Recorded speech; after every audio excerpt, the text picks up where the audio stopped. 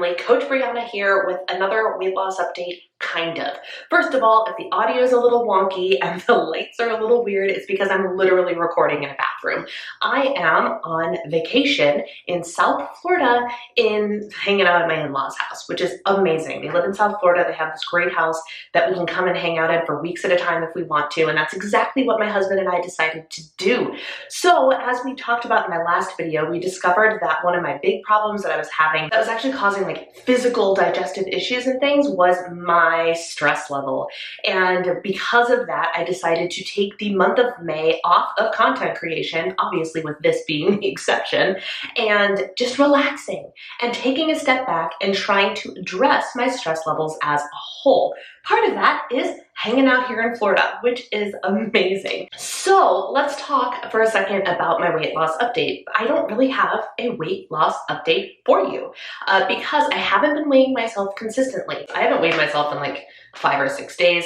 I can't really tell you what the heck is actually going on, but that doesn't really matter because I am on a diet break. Officially. I told you the lighting was going to get weird. There's a big skylight right up there, and as the sun keeps going, it keeps messing with my lighting, so you're just going to have to bear with me through this. Like I said, I'm on a diet break. It's very, very exciting, and I actually want to spend the next update for the second half of the month talking more about the diet break because I will be mostly through my diet break at that point. My diet break started about 5 days ago, and so I want to be able to talk about the whole impact of the diet break. But let's talk about what is a diet break for a second. A diet break is an intentional time reducing your calorie deficit and mostly going up to maintenance in order to keep your metabolism from adapting to the lower calorie lifestyle. How many of us can sit and relate to being in, oh, I've been in weight loss mode for 6 months, 1 year, 4 years, things like that. Did you know that technically, according to the training that I have and the training my coach has, you're actually not supposed to be in an extreme calorie deficit or much of a calorie deficit for more than like 16 to 20 weeks at a time? Stop and think about that for a second. How long have you been actively eating in a calorie deficit, and when is the last time you took a diet break? Odds are it's actually probably a lot longer than those 16 to 20 weeks, isn't it? For me, I am taking a diet break. My diet break started in the middle of week 15 of my cut. So, and it's going to continue until I am back home in Minnesota and back in my normal routine. So the duration of my vacation here in South Florida is going to be spent in diet break mode. Like I said, diet breaking is intentionally raising your calories back up in order to prevent your body from adapting to the lower calorie lifestyle, in order to prevent downregulation of your metabolism. What a diet break is not is a chance to eat whatever the heck you want in whatever quantities you want and completely lose control for a set period of time. That is not what a diet break is. I still have calorie and macro goals. My calories are set at about 2,000 calories, but I have the option of going up as high as my maintenance calories, which is about 2,300 calories. I do not have a set carb cycle. It's a little bit more flexible. Some days I'll be more hungry, some days I'll be less hungry. So it's essentially being back in maintenance. I have one set calorie goal. My coach is like, if you need a little more one day, if you go to a Disney park or do something and you eat more calories and then you need less the next day, totally cool, not a big deal. We even have the discussion of, I haven't been completely tracking this past week. I tracked like breakfast and lunch and then kind of at dinner time because we've been going to hockey games and doing all these things like eating half of a soft pretzel or whatever the case may be. I have been a little bit more lax in my tracking simply because of the imprecision of the tracking opportunities that are before me. And my coach is like, actually, it's fine. As long as you're being mindful, some days you're gonna eat more, some days you're gonna eat less. It's a perfect thing for your diet break. So mindfulness, not eating willy-nilly, but still being intentional about nutrient consumption, protein consumption, balanced macros, things like that. That is what a diet break is. And then after a period of 1 to 3 weeks, or in my case, it might be closer to 4, I will go back into fat loss phase, calorie deficit part 2. And what's great about that is I'm actually feeling really optimistic about that because all of the stuff that has wreaked havoc on my body, preventing me from having any scale-related progress at all during the first half of my cut should be gone. should be gone. I'm being very, very intentional about taking this time away and on vacation to actually decompress, actually de-stress, address things that are causing me stress, working through things that are causing me stress so my body can let go of that pressure of those things, right?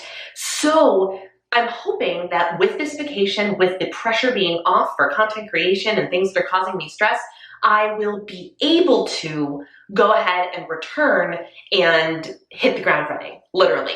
The weather will finally be nice in Minnesota. We left 35 degrees in our city, and apparently it was 84 yesterday. So I will be able to go outside. I will be able to wear shorts and light clothing and drink things that make me feel more energized. There's just something different for me in summer. Food feels better, fresher food, cold beverages. I just feel lighter in the summer. I really do. And so I'm excited to get home and be able to jump back into fitness, walking, all of those things. Don't get me wrong, I'm doing those things here too, but like hardcore level, fat loss phase level, cut level stuff once I return. And so I'm hoping, I'm praying, I'm optimistic that Fat Loss Phase Part 2, which will go for about another 16 weeks, will be much more successful in terms of body comp change and the number on the scale, thanks to me addressing the stress issues, the digestive issues, and everything that I discovered I had in Fat Loss Phase Part 1.